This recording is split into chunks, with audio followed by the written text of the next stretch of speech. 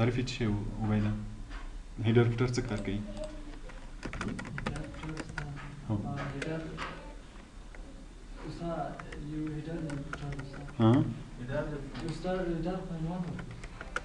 څه کار یې کوه ویې وایم تیوله هیډر فوټر د پیج په سر کې مشکل یعنی ریپورت د مشکل عنوان مشکل هغه چې باید تغیرات راوړي ټول ورته تغیرات راځي یعنی هیډر کې چې کوم خط ولیکو ټولو کې تکراریږي ټولو صفحو کې تکراریږي که نه او فوټر کې چې ولیکو د ټولو صفحو په آخر کې تکراریږي نو the repeated text at the top of every page او footer the text repeated at the bottom of every page هیډر کې دلته هم هیډر هماغه کار کوي فوټر هماغه کار کوي هیډر کې چې کوم خط ولیکو د ټولو صفحو په سر کې تکراریږي او فوټر کې چې ولیکو د ټولو صفحو په آخر کې تکراریږي مونږ تاسې هغه ورځې پرنټ ریویو ویلې مونږ ویلې یوه شیټ کې تقریبا 10 او 4 روز دي که نه او 14,300 کالونه نو دا ټول خو په یوه صفحه کې نه ځایدو نو چې کله مونږ پرنټ ریویو کلیکو ګورو بیا دغه لاین کې کاره کېږي که نه چې دې لاین مطلب څه شی ده دا خو یوه صفحه ده دا خو بله صفحه ده یعنی اوس که زه دلته یو شی ولیکمه نو دا دویمه صفحه کې ما لیکلی ده دلته که راشمه دلته ولیکمه دا به څویمه صفحه وي دا به درېیمه صفحه وي او دا به څلورمه صفحه وي اوس که کله دوی پرنټوي او غواړي چې د صفحې په سر کې مثلا عنوان وي راپور وي هر شی چې وي د ټولو صفحو په سر کې ولیکل شي یا د ټولو صفحو په آخر کې ولیکل شي نو بیا به چا نه استفاده کوي هیډر او فوټر نه به استفاده کوي دلته به هیډر فوټر له کوم ځای نه راولي دلته په پرنټ کې پیج سیټ اپ او یا دلته بیا مونږ په لیاوټ کې پیج لیاوټ کې هم پیج سیټ اپ لرو ویني پیج سیټ اپ له دې ځای نه به راولو خو خاید اوس چون پرنټ وایو په دې خاطر دلته درته وایم چې پیج سیټ اپ کلیک کو او دلته هیډر فوټر هیډر ان فوټر چې د کلیک کو ګوره یو دلته هیډر ده او بل فوټر ده دلته موږ سره جوړ شوی هیډر شته دغه ټول د هیډر ډیزاینونه دي که غواړئ چې کوم یو ترې استفاده وکړئ لکه څنګه چې په وورډ کې موږ ډیزاین نه درلودله دلته هم ډیزاین نه لرو او دغه د فوټر ډیزاینز دي که چېرته غواړئ چې فوټر کې کوم یو مثلا پیج نمبر راشي شیټ نوم راشي او دا شیان راشي او که دغه نه استفاده نه کوئ خپله یې جوړوئ که هیډر خپله جوړوئ دا به کلیکوئ او که فوټر خپله جوړوئ بیا کسټم هیډر کسټم فوټر نو زه هم هیډر جوړوم دا کلیکه دا چې د کلیکه ګوره دلته هیډر کې صفحه په درو برخو تقسیمیږي چې دا غی لیفت ده دا یې سنټر او دا یې رایټ یعنې که دلته کوم شی ولیکو هغه به چېرته راځي د صفحې په منځ کې به راځي او که دلته لیکو په هیډر کې چپ طرف ته او که دلته لیکو په هیډر کې ښي طرف ته به لیکل کېږي نو هر چېرته چې غواړې مثلا زه غواړم چې په منځ کې ولیکمه چې شی ولیکمه فرض مثال ومې لیکل چې صرف دا مې ولیکل اوکې کا اوس ګوره دا اوکې کا نو ګوره دلته به په هیډر کې ولیکل شي که له دې ځای نه دغه یو کلیک لږ به زوم هم شي که نه دا کومه صفحه وه اوله صفحه وه که نه ټول څو صفحې دي څلور نیکسټ کې ګوره دویمه صفحه کې به وي درېیمه کې به وي او څلورمه صفحه ټولو کې به خپله تکرار شوی وي نو که بیا تغیرات راولئ بیا دا کلیکه بیا هیډر فوټر ته راشه او بیا کسټم هیډر نو وینې چون دلته هم په سنټر کې لیکلی و نو هلته هم چېرته راغی منځ کې راغی که مې لیفټ کې لیکلی وای لیفټ ته راته که مې رایټ کې لیکلی وای رایټ کې راته دلته اوس ګوره بعضې اپشنونه د دې هم شته په ورډ کې مو دلته هم شته مثلا که زه غواړم چې د دې فونټ چینج کړم چې غواړم لږ غټ ولیکل شي سلیکټ یې کړه دلته فونټ دا خو درته معلوم دی که نه بولډ مثلا سایز یې زیاتوي بولډ ایټالیک فونټ یې چینجوي کلر یې چینجوي انډرلاین ورکوي سنګل لاین وي ډبل سنګل انډرلاین ورکوي ډبل انډرلاین ورکوي او هیڅ انډرلاین نه ورکوي رنګ یې ور چینجوي ډیزاین او یو لاین پکې شوی سوپر سکرپټ او سب سکرپټ مو ویلې و چې فورمولو کې استفاده کول که نه نو کله چې د فونټ چینج کړه اوکې کا ګوره د فونټ به چینج شي نو که همیشه فونټ چینجول اوس ګوره که کرسر هم دلته یې کوي بیا د دې ځای فونټ چینجېږي که کرسر دلته وي بیا د دې ځای هر یو کې چې کرسر وي د هماغه یو فونټ چینجېږي بل پکې پیج نمبر ده که زه غواړم چې په دې ځای کې پیج نمبر راشي پیج نمبر به په فوټر کې راولو ګوره د فونټ چینج شو غواړم چې فوټر کې هم پیج نمبر راولم ګوره زه وایم چې فوټر کې پیج نمبر کوم سیکشن کې راشي لیفټ سیکشن کې ګوره دا کلیکه دلته ګوره صرف داسې لیکل کېږي خو چې کله هلته اوکې کې بیا به دلته وګورئ په نمبر به لیکل شوي دا څلورمه صفحه ده څلورمه او دا درېیمه او دا اوله نو بیرته به راشو هیډر کسټم فوټر ته دلته به بیا کلیک کړمه که چېرته د دویم کلیک کوو انسرټ نمبر اف پیجز دا بیا د ټولو صفحو یعنې ټولې څو صفحې موږ لرو څلور ګوره دا یم چې اچولی و دا 1 2 3 4 دا به لیکلی وي چې ټولې څو صفحې دي. نو اوس مثلا که زه دلته ورسره ولیکم او بیا دا ورکمه یعنی ټوټل پیجونه. اوس به ګوره دلته څه شی ولیکل شي چې دا اوله صفحه د ټولې څو صفحې دي؟ 4 صفحې دي. دا دویمه صفحه د ټولې 4 صفحې دي. نو دا یو چې دا صرف پیج نمبر ورکوي، دا یو پیج نمبر ورکوي او دا ټوټل پیج څو صفحې دي هغه لیکي. او دا چې د ډیټ که غواړي چې تاریخ ولیکل شي، مثلا زه وایم دغه سنټر کې دی تاریخ ولیکل شي او ټایم ورسره ولیکل شي، نو دا به کلیک ټایم به ورسره ولیکل شي. که چیرته غواړي چې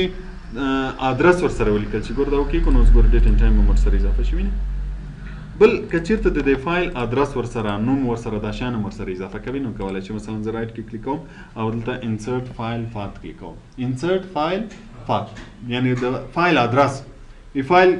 هر چیرته چې سیو وي هغه ادرس ولیکل کیږي، خو په دې شرط چې فایل سیو وي. که سیو نه وي بیا صرف به نوم لیکل کیږي. مثلا زه ګور دا کلیک کوم یو ګور فایل اند پات ولیکم اوکې کا د خاطر راشو نه چون فایل سیو د ګور ادرس لیکل شوی سی ډرایو یوزرز ډاکومنت بوک 1. نو هم به نوم لیکل کیږي هم به ادرس لیکل کیږي. که چیرته دغه یو کلیک شي بیرته به پاکم. که چیرته صرف دا یو کلیک کې انسرټ فایل نیم، نو صرف به څه ورچوي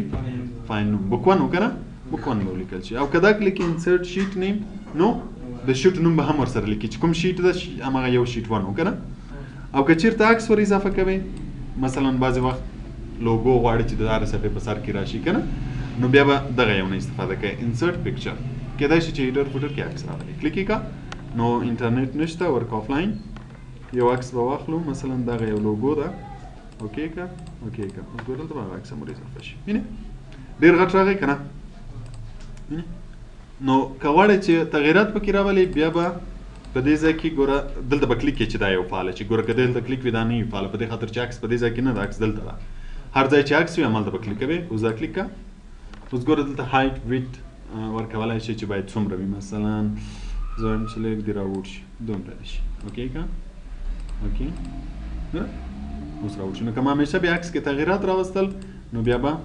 دا یو کلیک کوئ. پوه شوئ په دې؟ د هیډر هم همدا شیان دي، د فوټر هم همدا شیان دي، صرف تفاوت یې څه ده چې هیډر په سر کې راځي او فوټر په اخر کې راځي. بل دلته بعضې اپشنونه دي چې ډفرنٹ اوډ اینڈ ایون پیجز. په یاد مو دي په وډ کې څه کارې کوو؟ تاخ جدا شي جفت جدا شي. نو که غواړئ چې مثلا هیډر فوټر د تاخ صفحو جدا وي د جفت صفحو جدا وي، بیا دا ټیک مارک کله چې دا ټیک مارک کې بیا به اوس ته چیرې لیکې هیډر د تاخ به چیرې لیکې د جفت به چیرې لیکې، نو بیا به راځي دلته اوس مثلا زه هیډر غواړم کلیک کا نو ګوره دلته به دوه پیدا شوي وي، یو به اوټ پیج وي اوټ پیج هیډر او بل به ایون وي. په دغه اوټ کې چې هر شی ولیکې دا په تاخ کې راځي او په دلته چې هر شی ولیکې په جفت کې راځي. نور تاخ جفت خو په اوټ کې درته معلوم. بل ډفرنٹ فرست پیج چې اوله صفحه تغییر شي نور ټول بیا یو رقم وي کنه. نو که دا ټیک مارک کې بیا به دلته ګوره راځي دلته به وینئ هیډر جدا وي فرست پیج هیډر به جدا وي. دلته چې هر شی ولیکې هغه صرف په اوله صفحه باندې راځي او دلته چې ولیکې هغه په ټولو صفحو باندې راځي. که بیرته ټیک مارک به ایسته کوو. بل د سکیل ویت ډاکومنټ. سکیل ویت ډاکومنټ بیا څه کار کوي؟ ګوره دلته مونږ سکیلینګ ویلی وو که نه، په یاد مو دي چې مونږ ویلی مثلا د 4 صفحو خط په یوه صفحه کې راشي، د 2 صفحو خط په یوه صفحه کې راشي، نو دغه ته سکیلینګ وایي. نو اوس ګوره دلته آپشن کلیک ده چې سکیل ویت ډاکومنټ. سکیل ویت ډاکومنټ کله چې ته ډاکومنټ سکیل کوي دی دې سکیل شي، یعنی که د خط ووړ کو هلته دی دې ور سره ووړ شي هیډر فوټر که هلته غټ شو دی دې ور سره غټ شي. مثلا اوس ګوره زه راځم بیرته دلته سکیلینګ ته زه ورته وایم چې ټول د یوه صفحه کې ځای شي. نو ګوره هیډر ته به متوجه شئ چې هیډر فوټر خط هم ورسره وړکی کېږي که نه. اوس ګوره زه وایم چې د ټولو صفحو دې په یوه صفحه کې راشي. ووړ شو که نه شو ووړ؟ په دې چې سکیل شو ټول په یوه ځای شو. نو که وایي چې نه سکیل کې د دی نه ورسره غټېږي وړکی کېږي بیا دا ور نه ایسته که اوکې کا نو ګوره دا بیرته په خپل حالت باندې راشي. نو چې بیا کله دلته سکیلینګ کېږي نو دی کې به هیڅ تغییر بیا نه راځي. او که چیرته دا کلیک وي نو بیا چې کله صفحه کې سکیلینګ کېږي نو دی به هم ورسره وړو غټ کېږي. بل د الاین ویت پیج مارجنز. مارجنز خو مونږ ویلي وو که نه، مارجنز دغه وو که نه. دلته ګوره آپشن هم لرو دغه یو چې کلیک دلته مارجنز ښکاره کېږي 4 طرف مارجنز لیفت رایټ ټاپ اینډ بوټم. دغه دوه لیکي ته څه دي ګوره یو دغه ده یوه دغه د څه شي دی؟ دا د هیډر فوټر لپاره دی که غواړئ چې دا هیډر لږ لاندې راشي فوټر مثلا لږ پورته راشي. پرون موږ پیج سیټ اپ کې دلته ویلی وو مارجنز کې وینئ هیډر اینډ فوټر دا دغه فاصله ده، هیډر دغه فاصله ده، فوټر دا فاصله د راسنه د زینم کوي چې د زینم کوي مثلا زه د هیډر کوم یو اوس ګوره د غلاین بلګرا لاندې شو کنه دل د راسنه هم کولای شي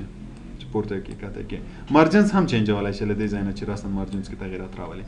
پوښوي نو کچیرته دغه اپشن کلیک مارجنز کار کوي نو کولای شي راسن په مارجنز کې تغیرات راولي اوس ګوره موږ سره دلته یو اپشن د چې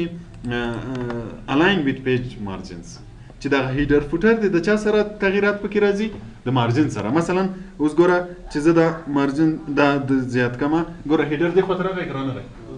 کدا مارجنز نورم زیات کم څنګه کیږي نورم اخواته ځي کبیرته دی خواته کومه بیرته دی خواته راځي نو کچیرته زه ورته چې مارجنز سره د تغیرات په هیډر فوټر کې نه راځي نو بیا دا یو ایستکه نو کله چې دا ایستکه بیا چې هیډر فوټر کې تغیرات راځي هغه مارجنز کې تغیرات راځي هیډر فوټر کې تغیر نه راځي هغه ځای په ځای ویني او کدا اپشن کلیک شي چې څنګه هیډر مارجنز کې تغیرات راځي دوی ما خو به خوکی پوه شئ په دې باندې هیډر فوټر مزدا شو بل راځو شیټ ته شیټ مونږ ویلای و چې دغه ته څه ویل کیږي شیټ ویل کیږي نو که غواړئ په شیټ کې بعضې تغیرات راولئ چې په دو کې اول دا شیټ کې پرنټ ایریا دا پرنټ ایریا او پرنټ ټایټلز روز ټو ریپیټ at the top and columns to repeat at the left ګوره دلته فعلا کار نه کوي دا چیرې کار کوي دا چې کله پیج سیټ اپ له دې ځای نه راولي پیج لیاوټ کې له دې ځای نه راولي بیا دا شان کار کوي پوه شئ خو خیر لم دې ځای نه به وایي چې بیا مالته لا یاد منوزي کلیک کا په دې کې اول راځي پرنټ ایریا پرنټ ایریا څه کار کوي مونږ په پرنټ کې ګوره دلته یو اپشن درلود نو چې مونږ ورته ویل چې پرنټ سلیکشن کوم ځای چې سلیکټ کړی وي هماغه ځای پرنټوي نو دا پرنټ ایریا هم داسې کولی شي چې ته یو ځای مشخص کړي چې صرف هماغه ځای د پرنټ شي نو بیا به دلته پرنټ ایریا کلیک کړئ شیټ کې پرنټ ایریا دغه سور بټن وینئ دغه به کلیک کړئ دا چې کلیک ګوره دی به لږ ګوډ شي اوس ځای انتخاب کړئ کوم ځای غواړئ چې پرنټ شي مثلا زه وایم چې دغه ځای د پرنټ شي بیرته دا ځای کلیک کړه ګوره دلته ادرسونه یې لیکل کېږي بیرته دا ځای کلیک کړه اوکې اوس ګوره دلته یو لاین راغی پام وده ورته چوکاټ اوس چې هر شي دغه ځای کې وي هغه پرنټیږي چې له دې نه بیرون وي هغه نه پرنټیږي اوس ګوره پرنټ پرې وکلیک کړه نو وینئ صرف دا شی شته نور نشته نو وینئ دلته به وینئ اوس هغه ادرس پکې لیکلی وي که بیرته ختموي بیرته به راځي له همدې ځای نه به دا شی ختموي دا ډیلیټ کړه اوکې کړه ګوره چوکاټ به ختم شي چوکاټ ختم شو بیا به ټول پرنټیږي اوس وینئ بیرته څو صفحې راغلی 4 صفحې راغلی بل په دې ځای کې پرنټ ټایټلز rows to repeat at the top and columns to repeat at the left دا څه کار کوي ګوره دا هم ډېر زیات مهم شی ده یو نوی شیټ به واخلم مثلا موږ یو ټیبل لرو چې ډېر زیات اوږد ټیبل ده دلته مې مثلا لیکلی نمبر دلته نیم دلته مو تاریخ لیکلی مثلا د یو دفتر د کارمندانو د سیلري شیټ جوړو معاشونه چې مثلا په دې کال کې کوم میاشت کې معاش څومره و که نه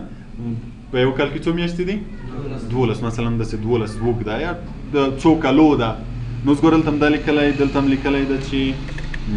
جي سیلري ګراس سیلري تنخواه دوه قسمه وي یو هغه تنخواه وي چې ټکس نه وي ورنه اخیستل شوی یو هغه تنخواه وي چې ټکس ورنه په دولتي اداراتو هر اداره کې چې کله کار کوئ که نه درته وایي چې معاش مو 10,000 ده بیا هغه نه دوی ټکس ګرځوي بیرته چې تاته درکوي یا 9,000 یا 8,000 هو ټکس ترې ګرځوي نو هغه ټکس چې نه وي هغه ته ګراس سیلري وایي دوی درته وایي چې معاش دې څو ده مثلا 10,000 ده که نه هغه ته دوی څه شی وایي ګراس سیلري وایي ښه ګراس سیلري دلته به بل ورکو ټکس چې مثلا 2% ټکس بیا ترې ګرځي نیټ سیلري چې ټوټل بیا تاته پاتې کېږي هغه ته نیټ سیلري وایي ښه دلته مثلا ورکړی د میاشت فبروري جنوري اول ده که نه جنوري فبروري دغه دوه چې اوس داسې سلیکټ کو له دې ځای نه یې داسې کش کو لکه دا فورمول چې هم کشوو که نه نو څنګه به وشي د نورو میاشتو نومونه به خپله راشي وینې ښه دا فرض مثال د یوې میاشتې ده د یوه کال ده همداسې د 12 کالو دي د 10 کالو همداسې اوږد ده که نه دلته هم نومونه لیکلي 1 2 3 دغه یو دوه چې داسې سلیکټ کې او د فورمول غوندې یې کش کړي نو څه به وشي نور عددونه به خپله پکې راشي ته یو ځای به یې راولو ته دې ځای شو که نه دلته به دا صفحه هم لږ راښکاره شي خیر لږ به یې اوږد کړو دا تر دې ځای نه دلته بعضې نومونه د کارمندانو لیکلي احمد خان ولی همدغه به بېرته تکرار کړو چې تکراروي همدغه سلیکټ کا کاشي که څه به وکړي همدغه نومونه به بیرته تکرار کړي. مثلا داسې ډېر کارمندان لري د دې ټولو معلومات پکې لیکي. نو اوس چې کله ته پرنټ ته ځې اوس فعلا موږ څو صفحې په دې شیټ کې لرو 2 صفحې لرو. یو کې دا د ګوره نومونه لیکلي دي که نه بل شیټ ته بل صفحې ته چې لاړ شي هلته نومونه شته نشته په دې خاطر چې دا یوه صفحه کې مې لیکلي وه او عنوانونه یې وینې شته. نو که چېرته داسې دا شیټ ډېر دې خواته اوږد وي تقریبا 140 صفحې وي نو ته وایي چې دغه نومونه دې په ټولو صفحو کې ورسره راځي دغه نومونه دې په ټولو صفحو کې راځي تر څو معلوم شي چې اوس مثلا دغه د کوم اوس په دې صفحه کې خو دا د نومونه شته نو دلته ګراس سیلري نیټ سیلري هر څه معلومیږي. خو بل شیټ ته چې لاړ شي بیا دلته ګوره د فبروري جنوري دغه معاشونه د چا دي نه ښکاري که نه. نو که غواړې چې دغه ورسره تکرار شي نو بیا به راځي دغه شي نه به استفاده کوي. ګوره یو روز ده او بل چې ده کالم ده. اوس دا نومونه په روز کې لیکلي که په کالم کې نومونه ګوره ټول یو کالم کې ده که نه نو د کالم لپاره به کالم یو استفاده کوي دغه یو کلیک او دا سلیکټ کړه. نو صرف نومونه غواړي که عدد غواړي هر کالم چې غواړي چې تکرار شي هماغه کلیک کړه. مثلا زه غواړم چې صرف نومونه راشي عدد یې هم ورسره راشي دوه کلیک کړه دا ځای کلیک کړه اوکې کړه. اوس ګوره دلته ښکاري نه په دې ځای کې لکه هیډر فوټر چې مو وکړه دلته ښکاري نه چېرې ښکاري په پرنټ کې ښکاري. ګوره دا اوله صفحه شوه او دا دویمه صفحه شوه همداسې چې هر څو صفحې وي همدا ټوله کې به بیا دا نومونه او دا شیان ښکاري. پوه شوې تر هغه وخته ښکاري چې تر څو یې ته بیرته له دې ځای نه د ادرس ایستنه کړي چې ادرس دې ایسته کړو بیا بیرته ایسته کېږي. اوس که چېرته راشي دلته بیرته پیج سیټ اپ کلیک کړي او شیټ کې د ادرس ته ایسته کړي بیا به نه وي. اوس چې لاړ شي اوله صفحه کې شته دویمه صفحه کې که چېرته زمونږ پیج لاندې راوږدو مثلا دغه یو څه به بیرته ترې ایسته کړو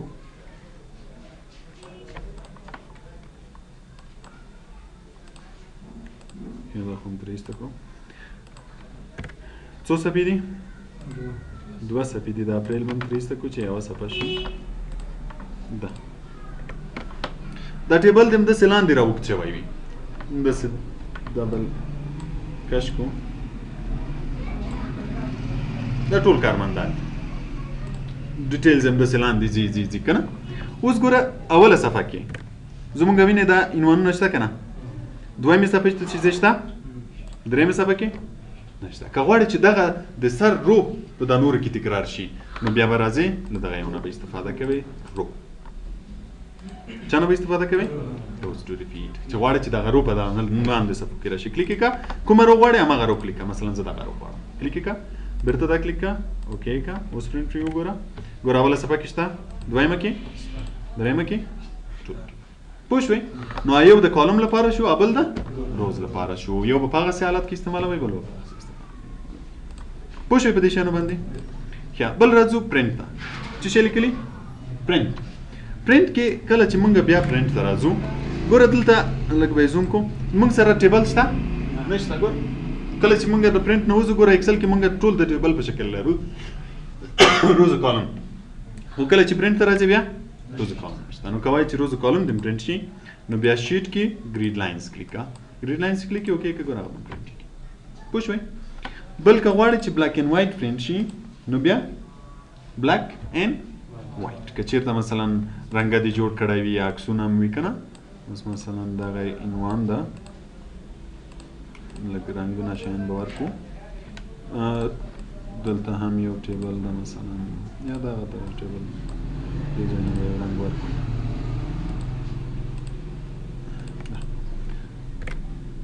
اوس خو رنګه پرنټېږي که کله بلیک اینډ وایټ پرنټوو نو بیا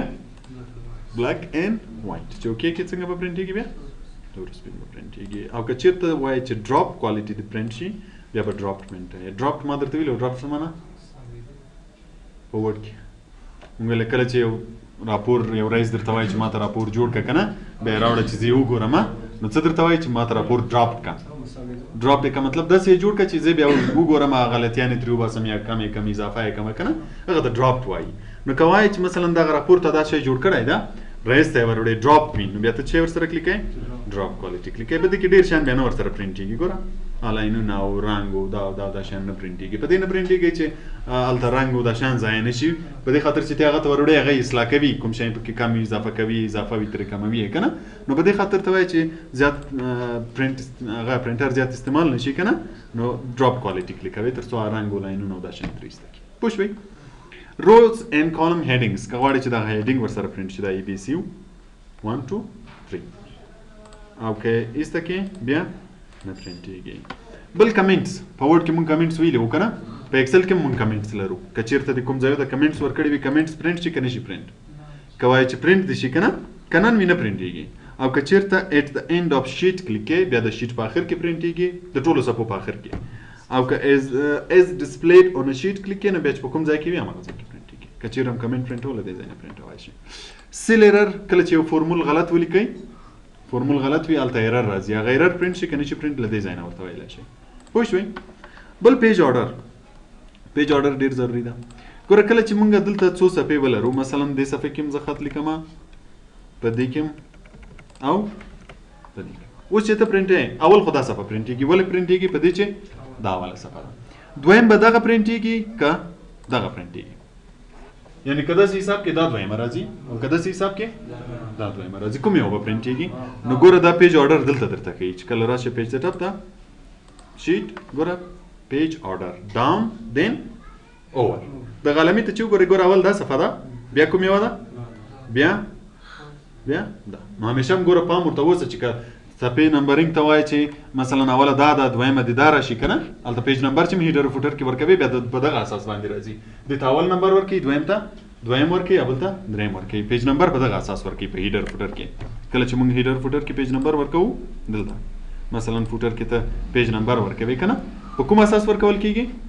په دغه اساس اول نمبر دغه ته ورکوي دویم دې ته دریم دې ته څلورم دی ته که ته چینجوي بیا له دې ځای نه چینجوای شي اوس که زه دا کلیکم بیا څنګه کېږي